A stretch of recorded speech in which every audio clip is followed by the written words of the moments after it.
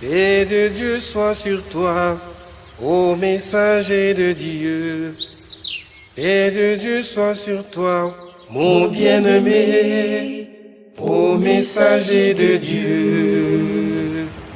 Paix de Dieu soit sur toi. Assalamu alaikum wa rahmatullahi ta'ala wa barakatuh.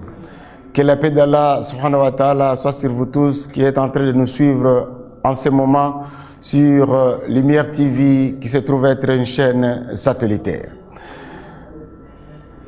Aujourd'hui, mes chers frères musulmans et ceux qui n'ont pas encore la chance de redevenir dans la religion vraie, nous vous disons que nous sommes venus pour échanger un peu avec vous par ce temps qu'Allah subhanahu wa ta'ala nous a accordé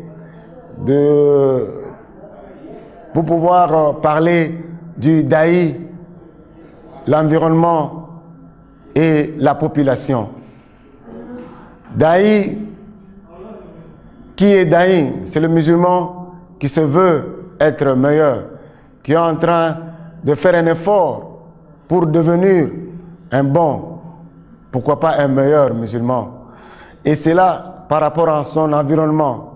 L'environnement, c'est l'espace, le territoire géographique qu'il est en train d'occuper, là où il vit. Le musulman n'est pas un extraterrestre, c'est un terrestre, c'est un citoyen d'un pays, d'une nation. Et la population, le musulman, c'est celui-là qui ne vit pas à vase clos. Il vit avec une population. Il vit en action et en interaction avec sa population. Et c'est ce daï-là qu'aujourd'hui, nous voulons lui dire qu'il a l'obligation d'apporter un changement dans son environnement.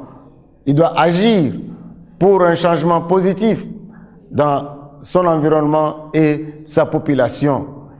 Et cela nécessite un certain nombre d'efforts. C'est cet effort-là qui va fournir pour apporter un changement à ceux-là même avec qui il vit, et c'est cela qui sera payé pleinement. Et cela, nous allons voir dans le 53e chapitre du Saint-Coran, c'est que Allah subhanahu wa ta'ala nous dit clairement que, au nom d'Allah le clément, le miséricordieux, et qu'en vérité, l'homme n'obtient que le fruit de ses efforts. Et que son effort, en vérité, lui sera présenté le jour du jugement. Ensuite, il en sera récompensé pleinement. Vous voyez, mes chers frères et sœurs, que Allah subhanahu wa ta'ala nous dit clairement que celui-là qui fait un effort pour apporter un changement, il sera récompensé le jour du jugement. Que cherche le musulman? Le musulman cherche à ce qu'il soit pleinement récompensé le jour dernier. Et comment faire pour avoir une grande récompense le jour dernier? C'est lorsque ce musulman fait un effort, agit positivement par rapport à son environnement, par rapport à sa population, pour qu'il puisse être récompensé pleinement, comme l'a dit Allah subhanahu wa ta'ala dans le Saint-Coran, qui sera récompensé pleinement. Il sera récompensé pleinement par rapport à son effort. Et cet effort ici, c'est lorsqu'il est en train de suivre, les pas du saint prophète Mohammed sallallahu alayhi wa sallam. C'est lui-là même qui nous a dit que le musulman a l'obligation d'assister, de faire de sorte qu'il puisse être plus près d'Allah subhanahu wa ta'ala. Et pour être près d'Allah subhanahu wa ta'ala, le musulman doit s'occuper ou se préoccuper de ceux qui sont à la charge d'Allah subhanahu wa ta'ala. Qui sont à la charge d'Allah subhanahu wa ta'ala? Ce sont ceux qui sont à la charge d'Allah subhanahu wa ta'ala, ce sont les gens, la population, l'environnement, les arbres, c'est Allah subhanahu wa ta'ala qui a créé. Le Saint Prophète sallam nous dit que vous ne devez pas couper inutilement les arbres. Vous ne devez pas tuer inutilement les animaux. C'est seulement lorsqu'il y a besoin. Si cela était suivi par tout le monde, aujourd'hui, pour la problématique environnementale que connaît le monde aujourd'hui, n'en sera pas un, parce qu'on n'aura plus protégé l'environnement, on aurait pu protéger les animaux et autres, si jamais on suivait les pas du saint prophète Mohammed sallallahu alayhi wa sallam. Voilà l'effort du Daï. Et par rapport à la population, le musulman, pour rentrer au paradis, il ne doit pas, pour rentrer au paradis, il ne doit pas chercher à avoir une épée, à avoir des armes, à avoir des bombes, pour qu'il puisse rentrer au paradis. Vous avez l'exemple de ces Sahaba qui sont venus dire au saint prophète Mohammed sallallahu alayhi wa sallam que voilà que nous revenons d'une grande guerre, nous revenons d'une grande bataille, la bataille de Uhud, là où il y a eu plusieurs blessés, là où il y a des yeux qui ont été crevés, là où il y a des bras qui ont été cassés, des jambes cassées, des morts et autres. Mais quelle a été la réponse du saint prophète Mohammed sallallahu alayhi wa sallam? Il a dit, voilà que vous revenez de la petite guerre, le djihad, la guerre sainte. Maintenant, il vous attend le djihad akbar, la grande guerre. Quelle est cette grande guerre? Parce que c'était la question des Sahaba qui ont posé au saint prophète sallallahu alayhi wa sallam, s'imaginant ce qui leur a été arrivé, ils ont dit, ah, saint prophète, comment il peut y avoir encore une autre guerre plus grave que celle-ci? Il dit oui, la grande guerre, c'est le djihad nafs, le djihad du cœur. Le changement, le grand changement, c'est dans votre cœur. Lorsque vous arriverez à mettre de côté vos sentiments personnels et à y placer seulement le vœu d'Allah subhanahu wa ta'ala par le canal du saint prophète Mohammed sallallahu alayhi wa sallam, c'est à ce moment-là que vous aurez à gagner la grande guerre, le djihad akbar. L'ennemi, là-bas, vous le voyez.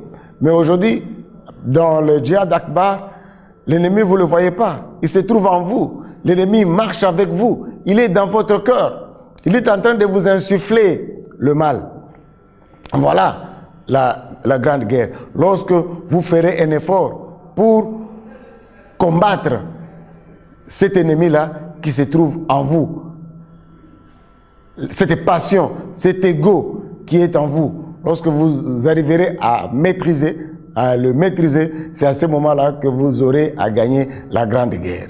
Aujourd'hui, on ne parle que des musulmans comme étant ceux qui tuent, ceux qui placent des bombes, ceux qui font ceci, alors que même les ennemis de l'islam sont en train de jouer ce jeu-là pour faire porter les chapeaux aux musulmans. Et nous, en tant que musulmans, nous devons faire un effort pour prouver le contraire.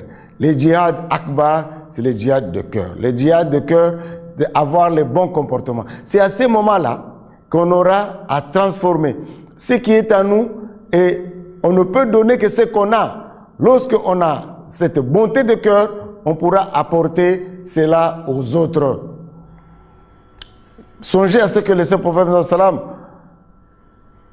par rapport à ses réformes, par rapport à ses comportements, comment il se comportait, mais il se comportait vis-à-vis de ceux qui ne l'aimaient pas, vis-à-vis de ceux qui venaient les combattre.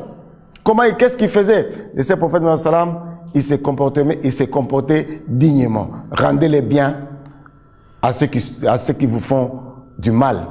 Le saint prophète sallam a aidé cette dame du fagot qui ne réussissait pas à transporter. Le saint prophète l'a aidé jusqu'à chez lui, jusqu'à chez elle, la femme.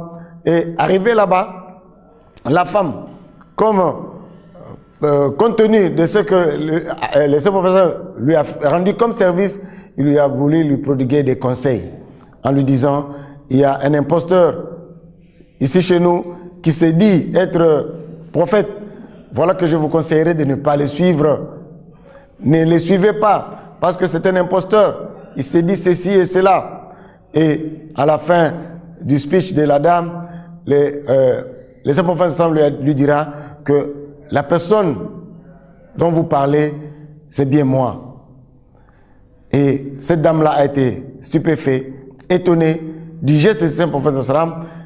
Il dira, je témoigne qu'il n'y a de Dieu qu'Allah et je témoigne que vous êtes les prophètes d'Allah. C'est par rapport à quoi? C'est par rapport au comportement. Quel est notre comportement? Quel est notre apport? Quelle est notre influence sur notre environnement? Quelle est notre influence sur la population? Nous devons nous rendre utiles à notre population. Surtout vous les jeunes. Surtout les jeunes. C'est vous qui devrez apporter vraiment du changement dans votre environnement immédiat, auprès de votre population. C'est ce changement-là que vous apporterez qui fera de vous des hommes élevés et des dames élevées. Suivez l'exemple de Khadija Khourna.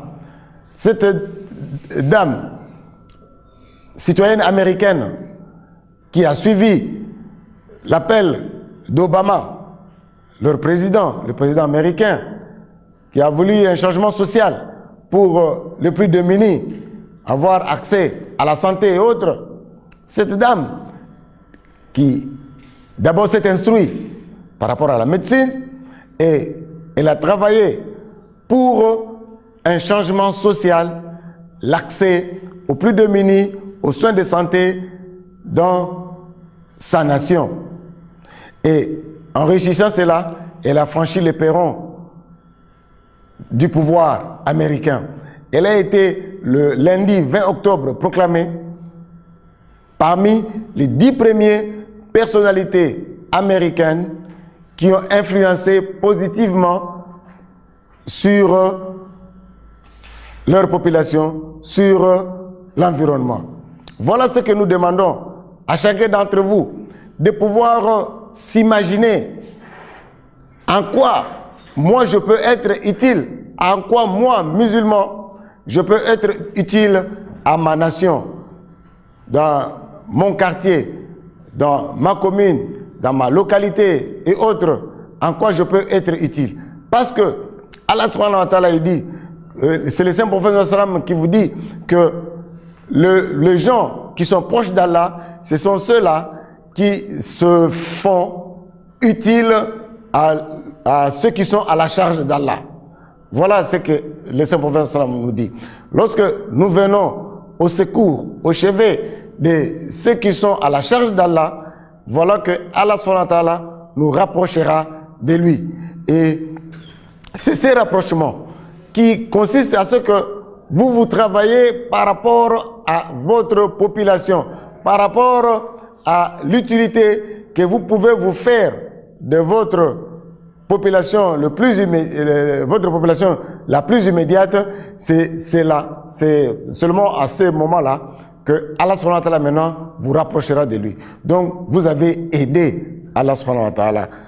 Vous avez aidé à qui? Vous l'avez aidé à ceux qui sont à sa charge. Assalamu alaikum wa rahmatullahi ta'ala wa barakatuh. Et de Dieu soit sur toi, ô messager de Dieu.